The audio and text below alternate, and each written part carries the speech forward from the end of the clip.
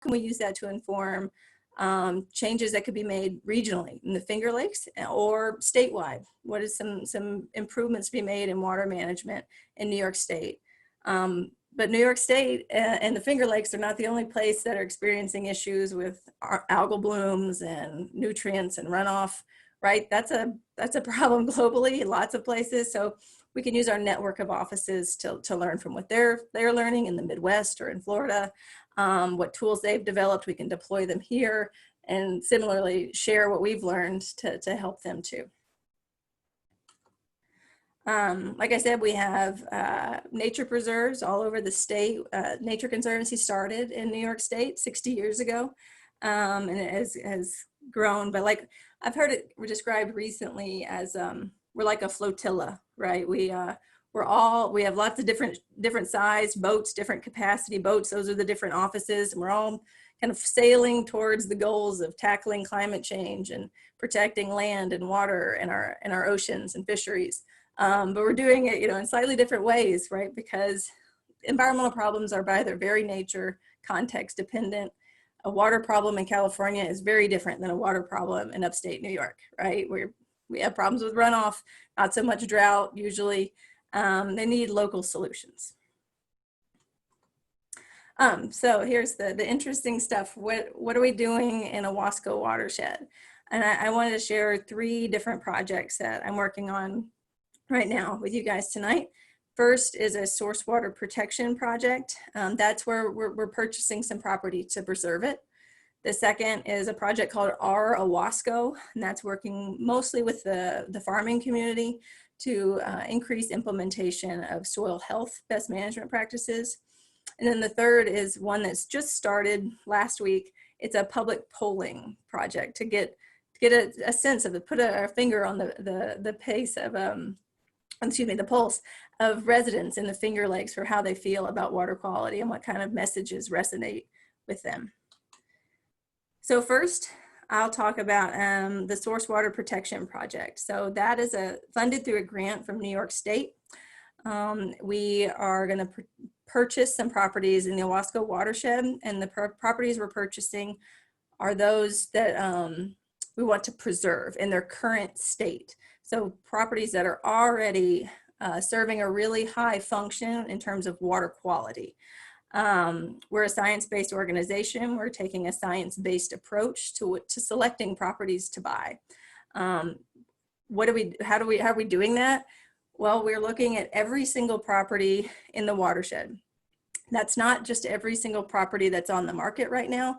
That's every single parcel, all 3,000 parcels in the watershed. We built a tool to run them, assess them for their water quality function. And what do I mean by water quality function? Well, things we're looking at, like, does it have a wetland on it, right? Wetlands are nature's filters. We want to preserve wetlands. We want to protect properties that have wetlands on them. Does it have a stream running through it? Want to protect, that's pretty obvious. You want to protect those streams from being developed. Another one is its relation to another property that may be a source of pollution. So is this property that maybe we're looking at just downstream of a property that's a source of pollution? So as the water runs off of it and filters out, and this property is serving a function by cleaning that water before it flows into the lake. So our results are pretty interesting. We're seeing clusters of like higher ranked properties more in the headwaters, not really so much properties right on the lake. That could be a function because the size of the property is also a function of how much water quality benefit comes from it. But also, so it's headwater properties that are typically tributaries to the inlet, which is not that surprising because the inlet is like the lifeblood of the lake. So we're seeing the highest ranked properties kind of in the southern end of the watershed, kind of farther away from the lake. I'm pretty excited to report that out of all 3,000 properties that we've assessed, we are under contract to purchase property number 1. The highest ranked property in the whole watershed has a willing seller. Like, we're just cold calling people in the top. We've called like a couple dozen people that are in the top like 50. And most people are like, no, thanks, we're not interested in selling, but property number 1 has a willing seller. It's amazing. So we're pretty excited about that. One requirement of of the grant is that the local municipality has to approve of the sale. Even though it's a private sale, the local municipality gets to have a voice, and that's a great opportunity for us to work with them and inform them of what's going on. This property is in the town of Locke. It's 200 acres adjacent to Fillmore Glen. So our intent is to gift the property to the park. It might take a couple years for that transfer to actually happen, but that's our intent. So it has a couple of headwater streams on it that feed into the park. So, you know, we want to protect those streams from being developed. That way that the park and the swimming hole are all, you know, can stay, can have high water quality there. Plus before it goes into the inlet and into the lake, preserving water quality there too. So we're in the process now of seeking approval from the town of Locke, and we hope that goes well. And we'll could have a big announcement once we actually close on that property. Next slide. So another somewhat related project is the Parmley property. And this was a gift to us. This is not a property that we purchased through this grant, but it was a gift from the Parmley family that we're able to use as a match to this grant. So that's a great win for us. And huge thanks to some of the members of OWLA and also Bruce, who's on the line, kind of teeing this up for the Parmley family. I know Jim Beckwith had been talking with Mr. Parmley for years, trying to get a conservation outcome for this piece of property he owned in the Owasco Flats. The inlet is the eastern border. It's about 90 acres. And the Parmley family gifted it to the Nature Conservancy so that we could use it as part of our match at the end of last year. Because it does have so much inlet frontage, there's a lot of you know, restoration opportunities. It was a farmed just until last fall. In the short term, we're planning to seed it with a conservation seed mix, like some annual grasses and legumes. We don't want it to see it be bare and be a source of runoff and sediment into the lake. So we want to green it up in the short term while we have time, to buy us some time for long-term planning. We've been talking with some potential partners for planting trees or restoring wetlands on it. But in the short term, hopefully you'll see it green up here pretty soon as we seed it in partnership with the Soil and Water Conservation District. Another project I wanted to talk about tonight is the Owasco project. That is, it's working with this interesting firm out of Australia. You may have run into the Aussies when they come visit and do some site visits, and some of you may have seen their presentation to community groups back in February. It was the last time they were here. They're supposed to be here every few months working with the farmers, but of course we're doing everything virtually now. They were even going to set up an office in Rochester, but that's all been delayed. But the goal of that is to identify what barriers are out there that are keeping farmers from enrolling in soil health best management practices. And once those barriers are identified, try to address some of them and break some of them down. Like, you know, some obvious ones may be the time it takes, the money, but are there some behavioral barriers? Is it, you know, just resistance to doing anything new? You know, this is how I've always done it, works for me, I'm going to keep doing it. Is it some of the defensive posturing, saying, oh no, people say I'm doing it wrong. If I change, that's admitting I was doing something wrong. You know, how do we address that and move beyond there? And some of the deliverables I've enumerated here have a minimum of 20 farmers implementing soil health best management practices on their farms. And this is all specific to the Owasco watershed. We're also training and increasing the capacity of Soil and Water Conservation District to really be able to empower those farmers to be leaders of change. We really want to see, instead of soil and water staff having to make calls and make cold calls to farmers saying, hey, we have these programs, do you want to enroll? We can help you work through it. We want we want farmers knocking on their door and saying, hey, we've heard about these programs. They increase our productivity. They are great for the lake, for our soil health. We want to enroll, right? We want soil and water to be having to, you know, deal with massive amounts of people wanting to enroll in these programs. And also working with civil and community groups like OWLA and the Management Council on, you know, this is our Owasco, it's our lake, we can all be part of the solutions. And another deliverable, which we'd love to share with OWLA and other groups, are some communications materials. And those will be heavily informed by this polling effort that I'll talk about next, that we're right in the middle of. So last week we ran some online focus groups. They were Finger Lakes wide. It's about 22 participants in the focus group. It's a qualitative experience to get to the perceptions of people that live in the Finger Lakes. How do they associate? Do they associate with their lake? Do they associate with being, living in the Finger Lakes? What matters to them in terms of water quality? Do they care about drinking water? They care about recreation? Do they not care at all? What sort of policies would they be in favor of? Any changes? Would they be willing to pay for any policy changes if it required a little bit of out of pocket from each of us? And what kind of stories or narratives are really compelling to them? What actually spurs change in their own behavior, right? Is it like lake-friendly lawn care type programs? So we're taking the results of the polling effort and we'll turn that into a quantitative exercise of doing a survey, a region-wide survey, about 800 people.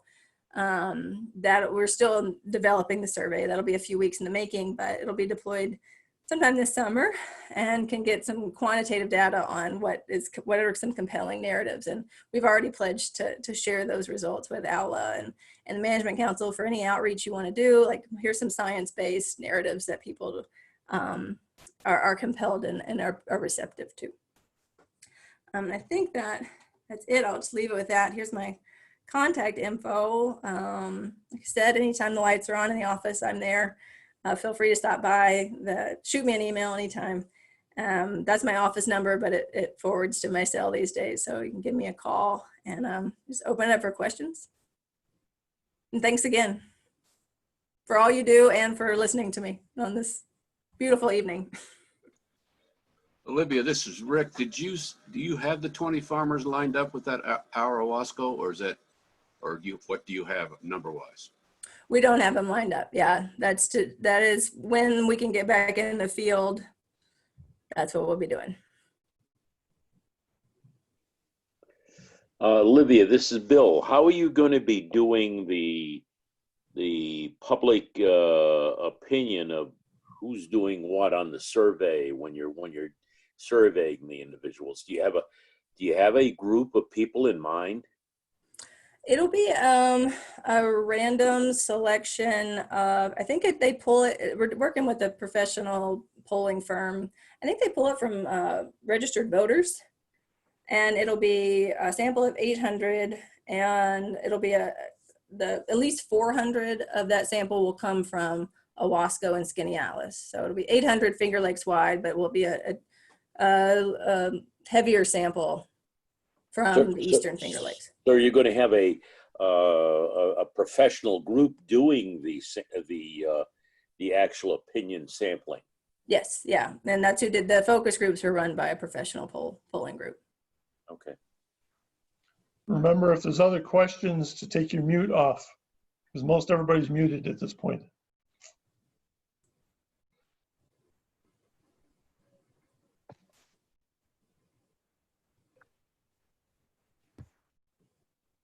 Olivia, Nancy Hart, thank you for telling us about all you're doing. I think a lot of people are really not aware of how active the Nature Conservancy is here on Owasco Lake and in the Finger Lakes region. You're doing some real practical physical stuff, and it's nice to see what you're up to. So thank you. Thank you. Nancy, this is Dana. I'm holding my phone next to my laptop speaker because Jim Beckwith had trouble dialing in. So Jim, I think you wanted to bring up a point or ask Olivia a question? Yes. Olivia. Hi, Jim. Thank you for sharing all this information and for being here.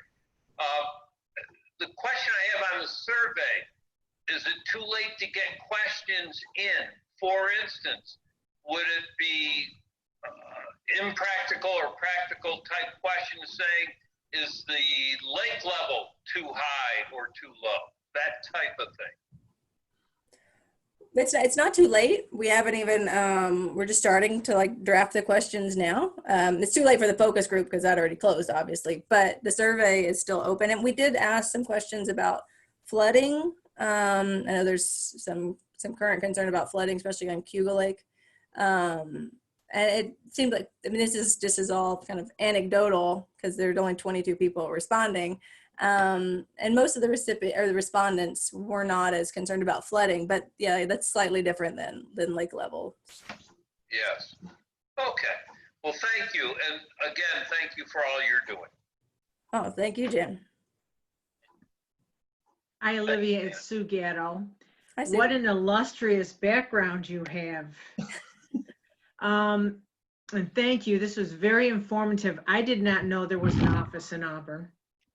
I don't know if many people do. What do you perceive that we as OWLA can do more in working in conjunction with you? Is there anything that you can foresee that perhaps we might be able to assist more with? That's a good question. I think, one area that it's kind of ongoing and it's really exciting to me is the proposal that the Management Council, I think, was the one that actually submitted just the last week, but in close coordination with OWLA, right, for an outreach project, doing those kind of picnic table type outreach where you really go into the neighborhoods where people are, bring the material to them. Hopefully our polling results will help, have some science-based, narratives for that, can help with that. But also like what kind of resources could I would like to participate in those. What can we bring? There may be some opportunities on that Parmley property, just, if we were going to do like some tree planting, just like have a community event, some volunteer opportunities, people to get out there and do some planting. That could be just a fun thing. I don't know, if that sort of thing is even possible these days. It might be several months before we could do something like that, but. Thank you. I want to put in a plug for the Nature Conservancy, and that Rick here, that I was a member many years ago and let it lapse, and now I rejoined because they're in our backyard, Olivia and all of them. And I just received my first nifty quarterly or monthly magazine. But so all of you, please consider joining the TNC. I will follow suit, Rick, because I was the same and I let it lapse. So I will be rejoining. Thank you. We appreciate that. We are mostly a donation and member-based organization, and we anticipate there being some hard times in the near future, in the next years. Sorry to interrupt. You have a New York grant that you're using for the money is going towards this purchase of properties. Do you foresee that that'll eventually run out? What would be further funding? Would that come from within TNC, or when do you see this running out, or is there even an issue there? The grant from New York State is just to purchase the property. So it's limited to, it's like $1.1 million worth, and that's going mostly to purchasing properties. It's covering a little bit of the staff time. We're also contributing some of our staff time as match. So once we've bought all the properties we can, that won't affect our work. We won't be doing probably any more property purchases in the watershed, but we'll still be working in the watershed. I hope so. It's my job.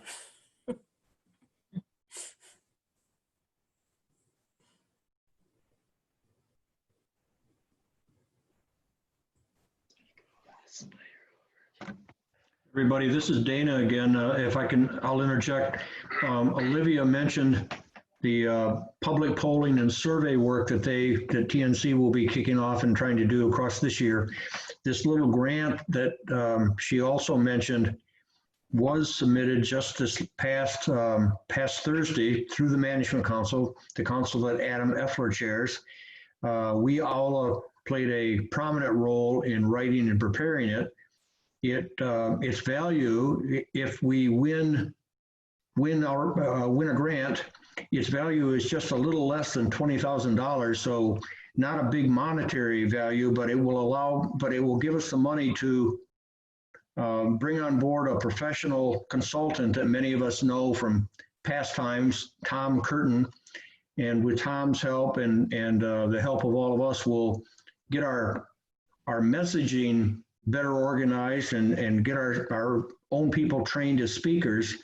The thought then is that, as Olivia said, we will do 4 outreach and public education events, 1 in each quadrant, if you will, of the lake.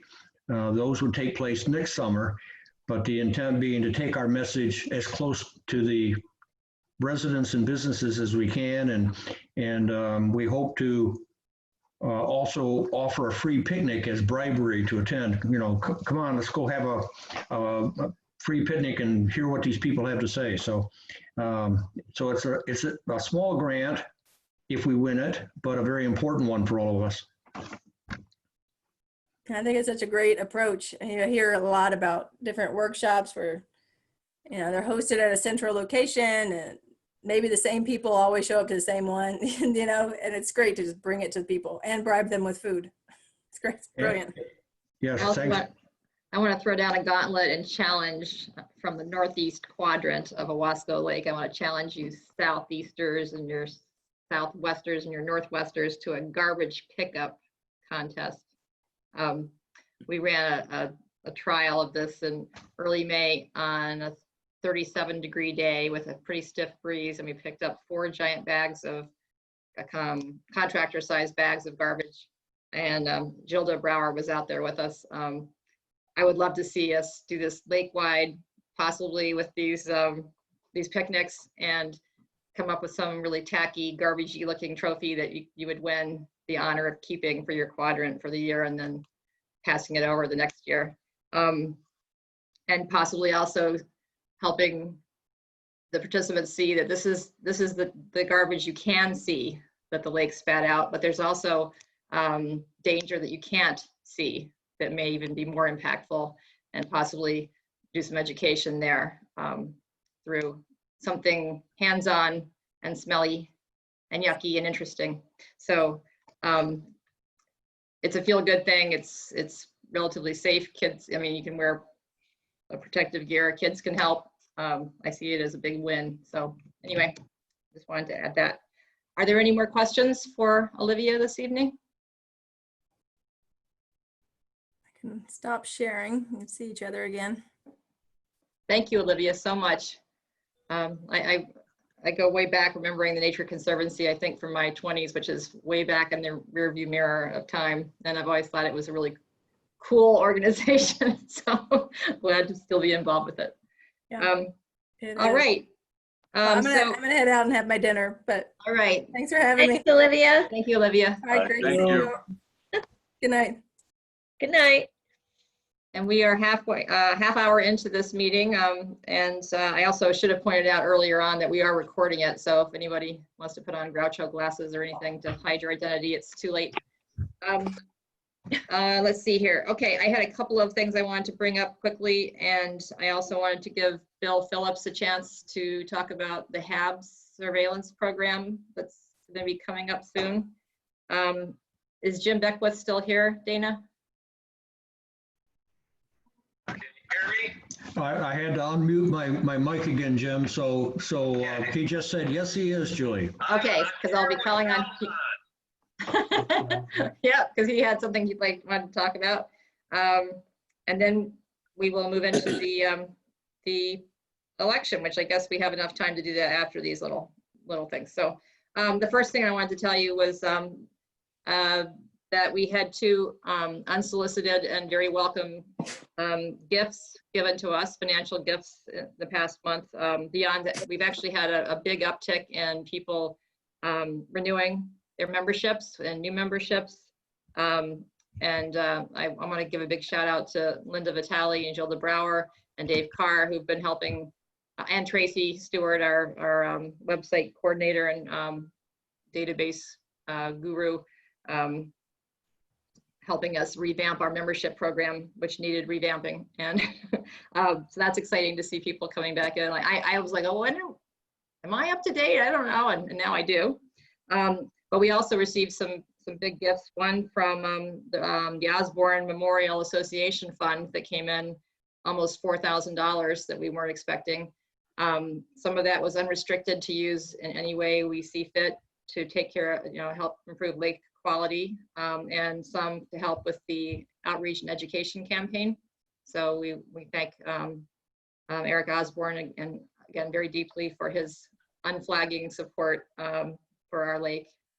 And then also we received a $750 gift from the Great Race from last year, which was quite welcome and lovely. So now, Larry, I'm going to pick on you because you're fairly new to the area. You know what the Great Race is? Yes, I do. And Yeah, I'm never here for it. And this year I expect to be here for it, assuming it is here for us. well, it's exciting. I was looking at Auburn or Cuyahoga County Wikipedia page today, and the Great Race is in the Wikipedia page. So it's one of our claims to fame, and quite unique. All right. So Julie, do we know, are they planning to do the Great Race? I don't think they are. No, It's definitely canceled. We talked to Marty Keogh, our neighbor, who Oh, runs it, and it's definitely going to be postponed or canceled.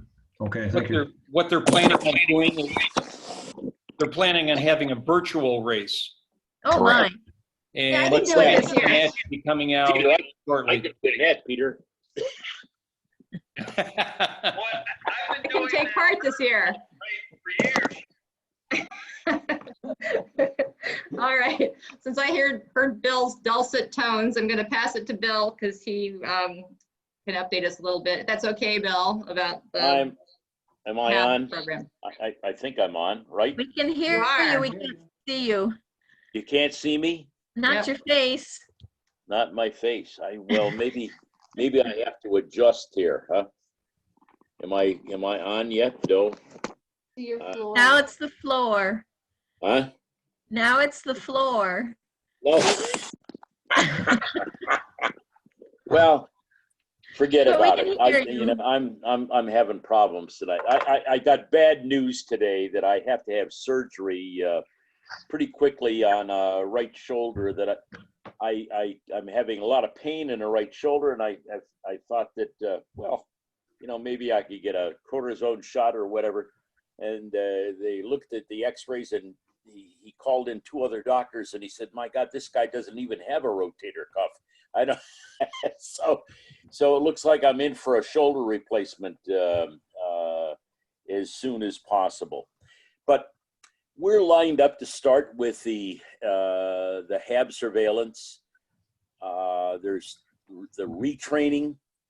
I sent out a memo to all of our surveillance team yesterday. We're scheduled for retraining on June 10th. There are two different times on a website that the DEC has established, and all you do is follow the directions on the email that I sent out, and I hope you can get on. We're missing a couple of zones. We lost one person this last year, this Dick Lefevre down on the southwest corner of the lake, which was really important to us. And I'd like to get a replacement for that one. And also down on the southeast end of the lake, where Jeff Trescott used to cover the 2 zones down there. I had a person last year, but she was very skittish about about doing it, but I'd like to find a couple of people there.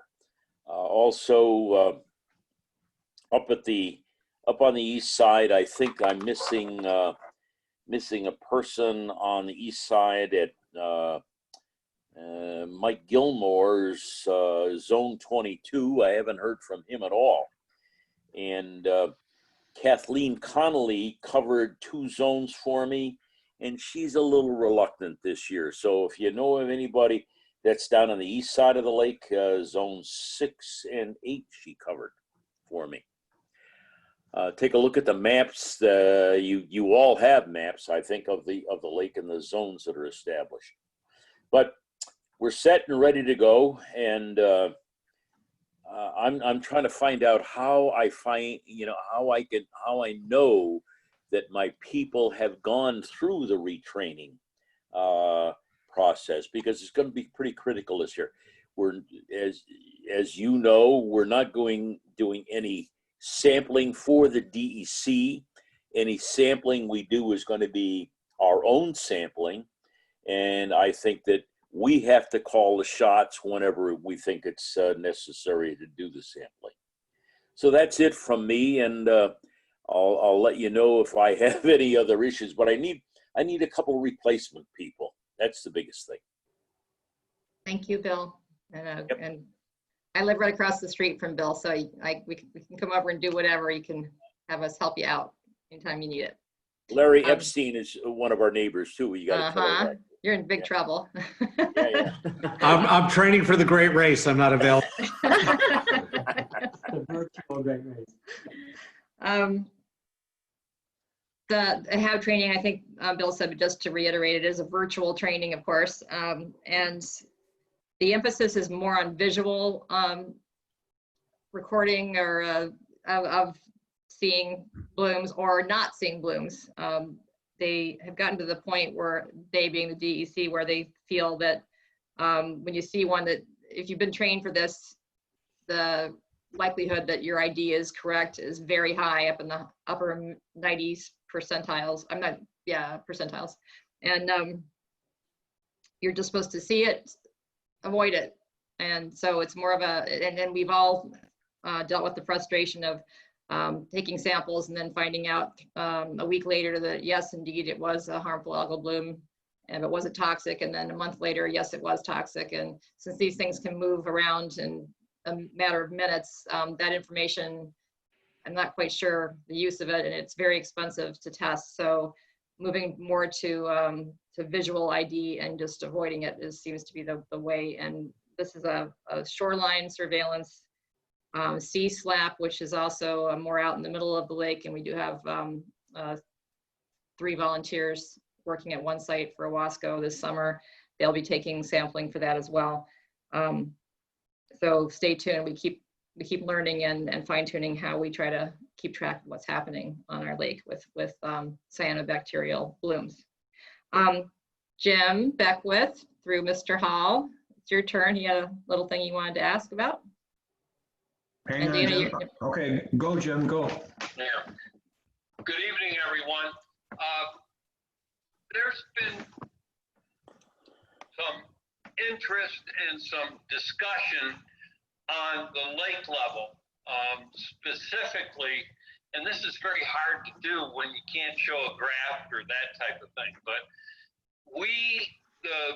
the city of Auburn has the lake so that it's the high point during the summer is 713 above cubic feet or feet above sea level. And they've been keeping it about 712.6,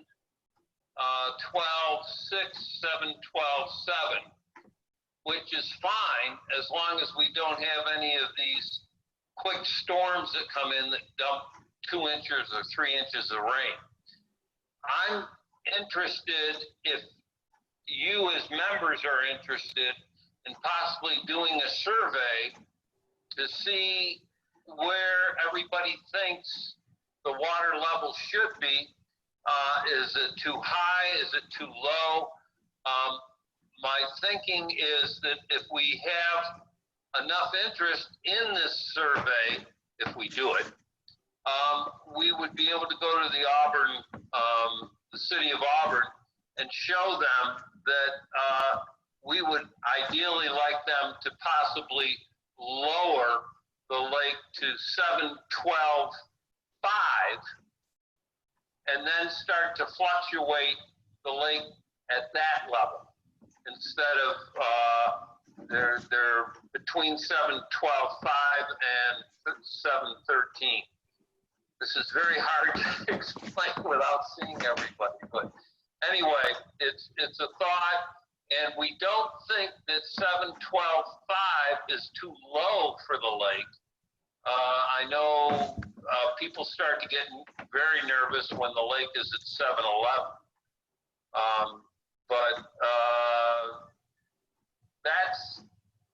I wanted to bring this up as a discussion point and to see if we should follow through with it. I would set up a committee and we could possibly do it on Monkey or whatever. It's not a very hard thing to do as far as a survey, I've found out. Jim, this is Rick. Tomorrow at the WQMA meeting, Seth Jensen should be there, and I can ask him if that's a number they're comfortable with, and maybe short.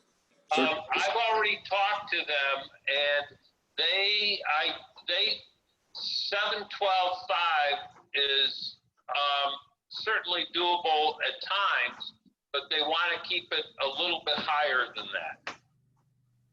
What was the rationale, Jim? Why do they want to keep it higher? Because of the amount of water coming into the lake is the main reason, and with it being the water source, they don't want to be caught in a drought, which I don't think personally, I don't think we ever really have to worry about that because of the size of our watershed.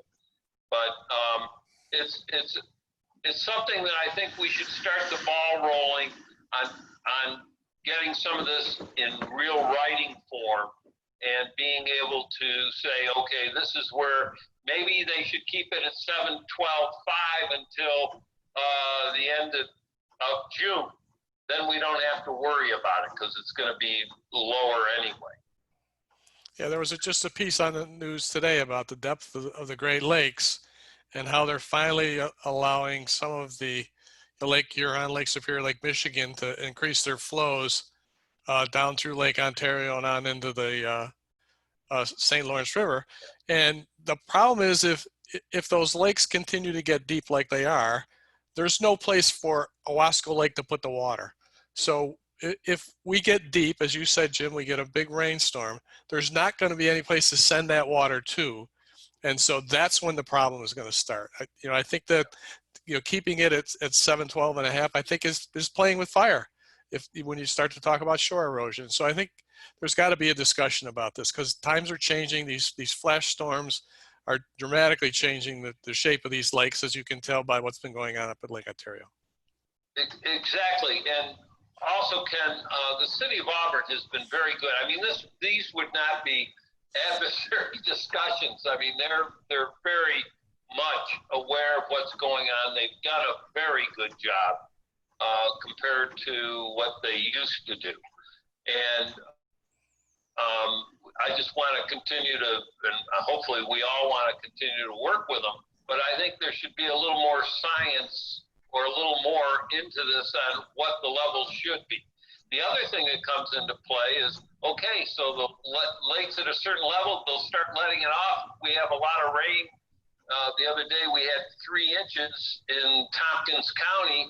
We had 3,000 cubic feet a second coming in the inlet, and they were letting out almost 2,000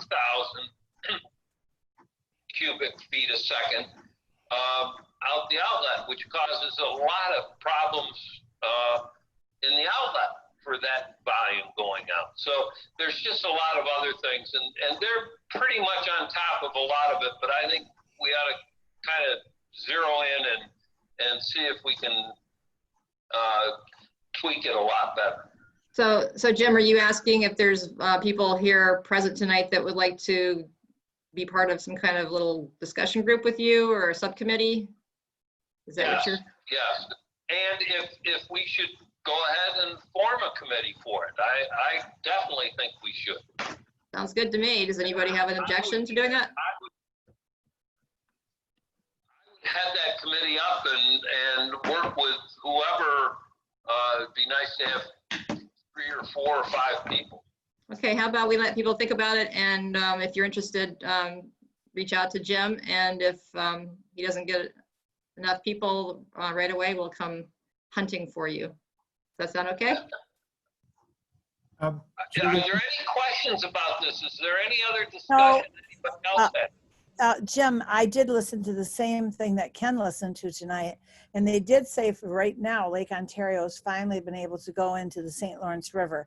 And so the lake is down right now. And they showed the graphs of rain in 2017, 19, and now, and they were much higher. The rainfall is down. So it seems like, you know, it's a good time to talk about it because it's not an emergency situation right now. But certainly in the future, if the lakes go back up again. But right now, Lake Ontario has been able to lower their level. But Jim, this is Dana. We don't know when the next big rainstorm may hit. Do we have time to keep discussing, or would it be useful and helpful if even in tonight's meeting, we made a motion, took a vote and expressed however the vote goes, but assuming that there's a majority concern about this, you would have that backing from OWLA from this meeting. I think that would be great. And that would short circuit perhaps any need for further discussion of it. Really, Yes. what you're needing, I think, is some backing. Yes. Yeah, and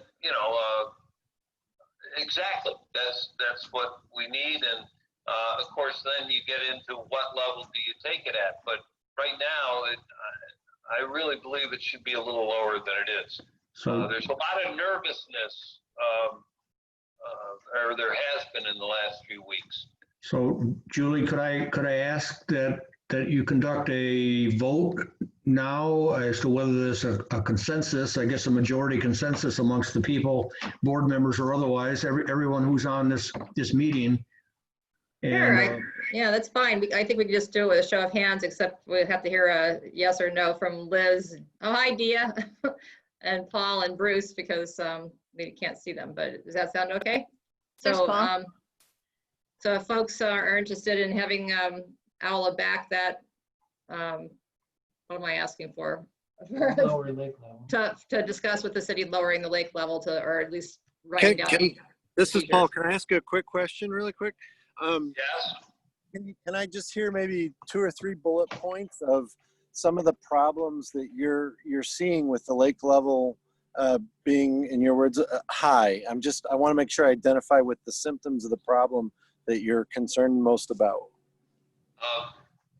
The number one is the erosion of lake property. Okay. Number two is the severity of, if we go above 713, it's really starting to cause problems. And if we have 3,000 cubic feet a second coming in and we have 1,900 going out, they can, and that's out of just one source. That's not Dutch Hollow or any of the others. Those all come into play so that they wouldn't be able to control, they wouldn't have as much safety valve on it. And the other one is letting all the water out when everybody else is. And we want to take care of our neighbors, north of us too. So lowering our lake level creates a little more of a buffer, drops the temperature on how much outflow we would try to put out, causing outlet erosion and Yes. problems with the flow, as well as who gets our water on the receiving end, right? Okay, Yes. that helps me. But on the rule curve, and I don't want to get into, there's a rule curve where we have to meet that 713 at some point, and then we have to meet the 710 feet above sea level at another point. But there's a lot of leeway in there. Okay. Thank you for the summary. Any other points like that to help us all kind of ground ourselves to the problem here? Yeah, Bruce Natalie here, just to add 25 years of flood control perspective. 712.5, I think, is a good number for initial discussion. It also helps lakeshore septic systems function better. If they're a little bit less waterlogged, because the groundwater level will be 2-3 inches. It's only a couple inches, but it would actually improve how they function. The county has made 2 or 3 runs. The rule curve is a document drawn up by the Army Corps of Engineers. And it was actually created in conjunction with the widening and channelization with the inlet in 1948 and 1960. And the combination has actually created quite a bit of ecosystem damage that we're now dealing with. But I believe the city actually has the leeway, especially if there's a survey and like a petition kind of thing to them saying, we'd like to go to the 712 and a half. The real cushion it gives us is, especially in April, May, June, until the corn is growing, it's knee high by the 4th of July, until the corn is growing, if huge amounts of what all big rainfalls actually do get into the lake. And some of the worst water quality events we've had have been in June, April. The July 1st one a couple years ago was pretty bad quality wise, and that flow got up to 4,200 CFS. So another 40% higher than the one on May 1st. So I think it's a good, Jim, I think it's within the realm that the city could, say, hey, we got this information from the lakeshore owners, the Lake Association, and they could actually use that as support. They'd have to sort of petition the Corps. But one of the things I think folks should try to remember, about 20 years ago, in the summer, the lake was kept at 712 and 712.5. And when the county rebuilt Deauville Island Bridge and the state rebuilt White Bridge, they were both actually raised to allow so slightly taller boats could go through. But the Corps found out that it had been raised, and they said, you got to stay closer to 713 now and then follow the rule curve. But I think it would be a good first step. And some other night I could go into details, but we've had very long discussions with the Corps, and they actually want us to do or fund a full environmental impact statement, because we actually wanted to go to 712 in the summer and possibly 709 in the winter. And that would actually give us a whole extra foot of flood storage for when the next huge event happens. Exactly. Can I make a motion that we express our wishes as OWLA to keep the maximum at 712? Or 712.5? I think 712.5 is really good. 712, I'm not sure what that does with docks and boats and that type of thing. I still think we're okay. I think the 712.5, I think, is also something the city could implement.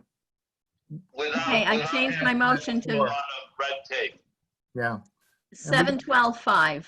Then I move that we ask that they keep the maximum at 712.5. Am I supposed to say, is it seconded, or am I supposed to say any discussion first? Help, Ann. Seconded first and then discussion. Why don't we put this to the committee and have a discussion on it, and we'll take it offline here for next week or something. My only concern, Jim, with doing that is it delays getting this done should a big rain occur next week, for example. I will, yes, and yeah, let's get it second. Well, we've got a motion on the floor, so I second the motion. Now let's have a discussion. Oh, great. Okay. Thank you, Linda. Any other discussion? Okay, all those in favor?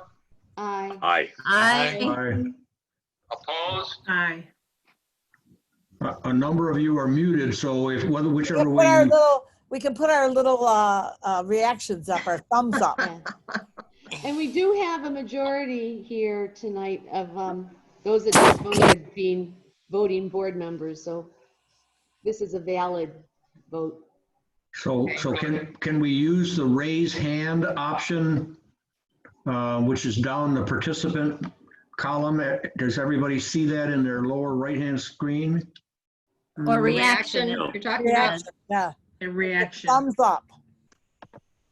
Okay. Oh yeah, how do we do it? Okay, well, anyway, here's my thumb. You don't want to do the clap, huh? hit the reaction button and then hit the thumbs up Hit the button. thumb I up, didn't yeah. realize you Where's had the to do that. reaction button? Down on the bottom of the of the screen. screen. On the bottom right-hand Right. corner. Stick with us Bottom here. right-hand corner, Bill. I will. I don't see Okay, it. there's my thumb. Julie, Dia has a I'm voting. question. Oh, yes, Dia. Am I Right here. a member? There We you can hear are, you. you're on. Okay, If you're a member of OWLA, you're a voting member, yes. okay. I guess I'll just go ahead. Great. Thank you, Dia. If you can't find the hand, put your hand up. It doesn't stay up either very long. I think Yeah. I put my hand up. They don't stay up very long. This is nice that it's unanimous. It looks like it is. Nobody's saying no. Thanks, Leon. Thanks, Paul. Okay. Thanks, Bruce, very much for your additional explanation. I have a silly question. Is the 0.5 a decimal or is it inches? Is it like 5 inches or is it 6 inches? It's decimal. It's It's decimal. 0.5 is 6 inches. Jim told me that, and I just checked again. Okay, well, thank you for that. May we move on to the election portion of this evening? Well, I just have one question about the water first. I was just wondering if there's any word, because we discussed going to ask them if they have, when they have the, that thing out there in the water, they were going to look at the sluiceway. Has anyone heard any feedback on that, whether they looked at the sluiceway and the divers or not? Hey, Bruce, do you know? Yes, I'm on. And I figured if Jim was on there sneakily through Dana, I'd hear sluiceway would be mentioned somewhere tonight. So the sluiceway, there's a pair of concrete pipes meant to skim the Pavilion Beach. And it was built as part of the new seawall in 1999, and it's completely plugged. The city has a specialty contractor working with them on their intake, who may have the equipment necessary to clean them for us. They haven't had a chance to look at it. They've given us a quote. Unfortunately, they sort of gave us a range somewhere like 30,000 to 50,000. That is just to clean it without doing modifications. So I haven't been able to get back to them and discuss, if they cleaned the one. So we were trying to look for some money. The city actually has some 60% money they could put toward it, but we're still trying to figure out if we can come up with the other 40%. So if there's certain folks who want to discuss it offline, I can either do it after WQMA tomorrow or at some other point. But I Hey, think, Bruce, yes. offer them if they'll give us a big discount, we'll give them a free subscription to OWLA.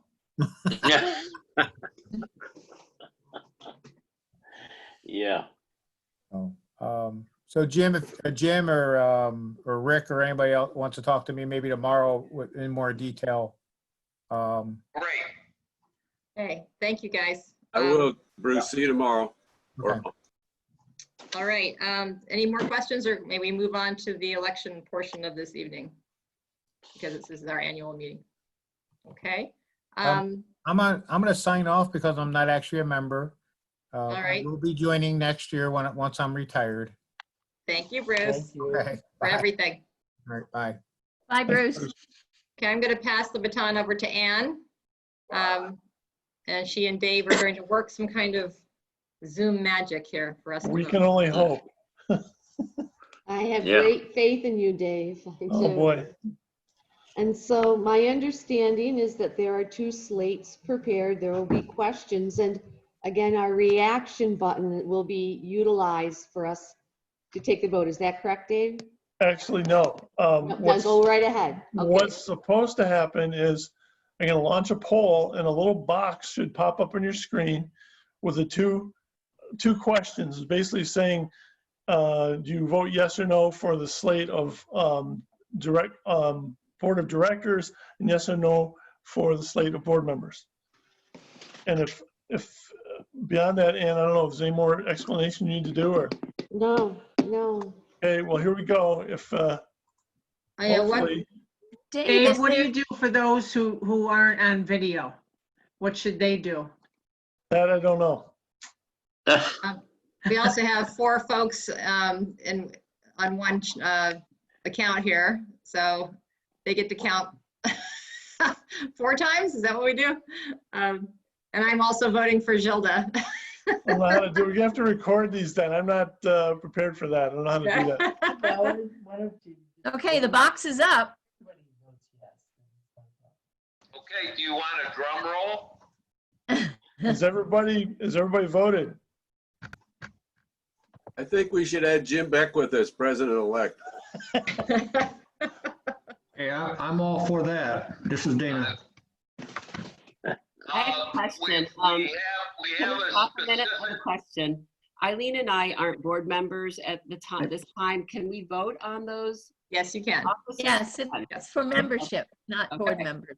Okay, thank you. Everybody here can vote. Yes, they're a Well, this is member of good exciting. standing. I know everything. We have 15 out of 19 participants voting so far.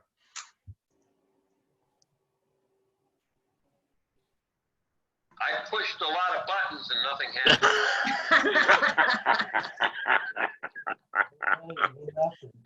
happened. Vote early, vote often. I would say that anybody who wants to vote verbally who can't see the box could do so, as long as you don't mind not being private. Don't you think that would work? Well, would they look at the email then that listed everyone? Is that how they would look at it? That would work. Can we, there's no way we can put them, well, is there a way, Dave? I can verbalize. There's only Would you just read it? Let's read it. Is that, you want me to read this? Sure. Yeah. Okay, number 1. All executive officer candidates are running unopposed. Please indicate yes or no to elect this entire slate of officers. They are Dana Hall for president, Ann Robson, secretary, and Sue Gatto for treasurer.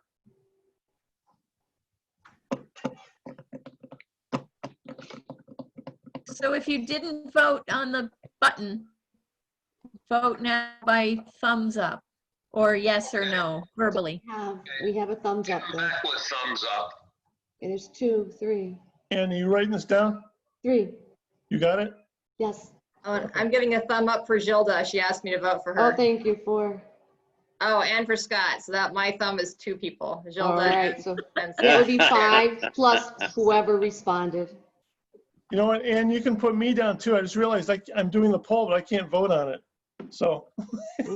All right, and then Add we're me. good. Sure. 6. I did the poll.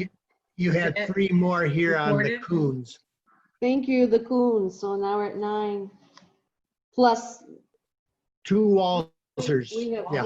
We have 4 here voting yes. And I pushed the button already, so you have, David has mine, and So 3 8 more. then. then 3 more. Thank you. Thank you, Dan. And everybody that, okay, so should I read the second one now? Sure. Yes. Number 2, all board director candidates are running unopposed. Please indicate yes or no to elect this entire slate of director candidates. Actually, that's, yes, these are board members. Yeah, they're board members. They are Gilda Brower, Ken Kudla, Rick Nelson, Peter Rogers, Meg Vanek, and Eileen Berry.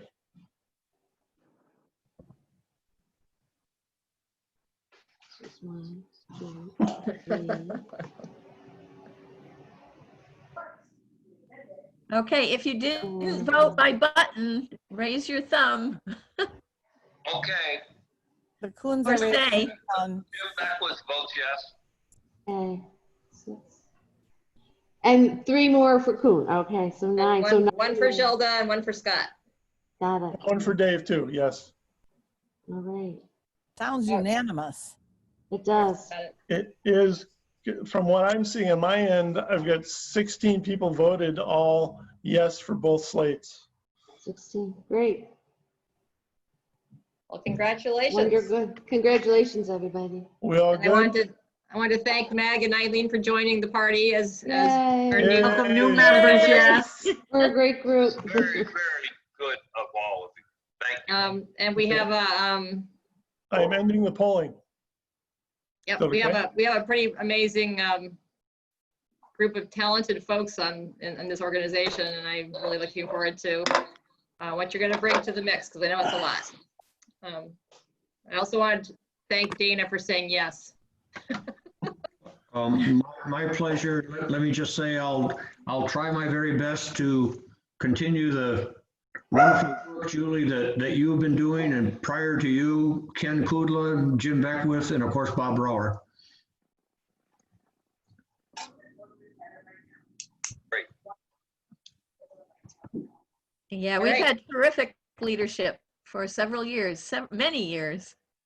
Yeah. That's great. And Julie, thank you so much. You brought a very good dimension to the office of president, and you did a great job. Thank you. Thank you, Julie. Good job. Thanks, Julie. Very good job, Julie. Thanks so much. Is there anything else we need to do this evening? I have one quick thing to say. I'm thrilled to see so many people on this call after sending you all at least 3 emails. I won't get into it now, but I was between 6 and 9 basically last night. Tracy and I were working trying to solve a technical issue which we have not resolved. We may have uncovered a bug in MailChimp, but anyway, we got it out via the website events page. I think probably most of you found it there. And we also did Facebook this time, even though we said we wouldn't do these public. I wanted to get it out there because it got really late. So thank you for your indulgence in all the emails. We'll try and iron things out better next time. Thank you, Dave, for the work you did. It's terrific. Thank you. And, I think Zoom makes a huge difference for those of us that are not, local all the time. Like I live in Florida 9 months of the year, but I'd like to keep up with OWLA. I've been a member on and off for 15 years. And so I think the Zoom format's working great. I hope it works for all of you guys, because for those of us that are remote a lot, this is a great way to participate. So It's thank a you. nice way, yes. I'm sorry, we have talked about doing a Zoom meeting even when we have face-to-face meetings, just for that reason during the off season, so that we can get everybody involved. And I love looking at the Coons Owasco room. I love their Owasco room.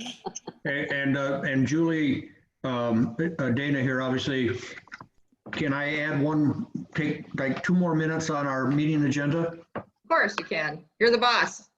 Oh yeah, thanks for that. So can I assume that everyone participating tonight is concerned about what's happening to the watershed's hemlocks?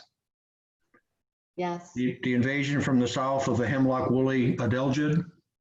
What's that? It's concerning, yeah. Okay, so there's an opportunity to go after some state money. That window closes. The proposals are due June 26th. So this would be a short, fast-paced proposal effort. And I'd like to have anyone who wants to help on this proposal. Let me just say it this way. Anyone who wants to help on putting together a proposal, if you would send me an email, please, and I'll judge your interest by how many responses I get. We'll then have very soon now a side meeting. Your neighbors over in the Skinny Atlas Lake Association, of course, they too have the same problem with their hemlocks. This might be an opportunity to partner. 2 lake associations going after money would have more likelihood, I would think, rather than just 1 or 2 separate bids. So I won't say anything more about it, but except to ask all of you who are interested and worried about what's happening with the hemlocks to send me an email so I can better inform you as to this opportunity if we want to jump on it. Great. That's Okey doke. Okay, I guess, am I ending the meeting or is Dana taking over at this point? I'm still running the meeting, I guess. So thank you. Thank you all for being here tonight. Our next meeting will be whatever the first Wednesday in July is, if it's not interfering with the 4th of July. It's the 1st of July. Does anybody know if we're having fireworks at all? We aren't, are we? No, I No. think they said no. No. We're living next door to the park. I'm kind of happy about that. I don't have two noise averse dogs who go into shock every 4th of July, but okay. There's no 4th of There will July, be. no 3rd of July celebration. Yeah, that's a shame though. I know, it's a year of cancellations. When I was on the Zoom today with the Seward House, I mean, we don't know whether it's going to be able to even open, because how do you social distance when you are giving people tours? So it's a difficult year, but I think that we're all doing the best that we can. So that's positive. Right, right. That's really good. We'll be okay. So Yeah. do we have to make a motion to stop the meeting? Yes, I so move. Jim Beckwith. I'll second Second Bill it. Phillips. All right. Bye. Thank you. Bye. Thank Bye, you everybody. very much, Julie. Thank you. Bye. Congratulations, Dana Thank you. and Eileen and everybody. Bye-bye. Bye-bye. Bye, Dana. Yes, Jim. Yes, Jim. Thank you, thank you, thank you. I don't know. We lost him. Dana shut him off. Thanks, Dave. You got it. See you later.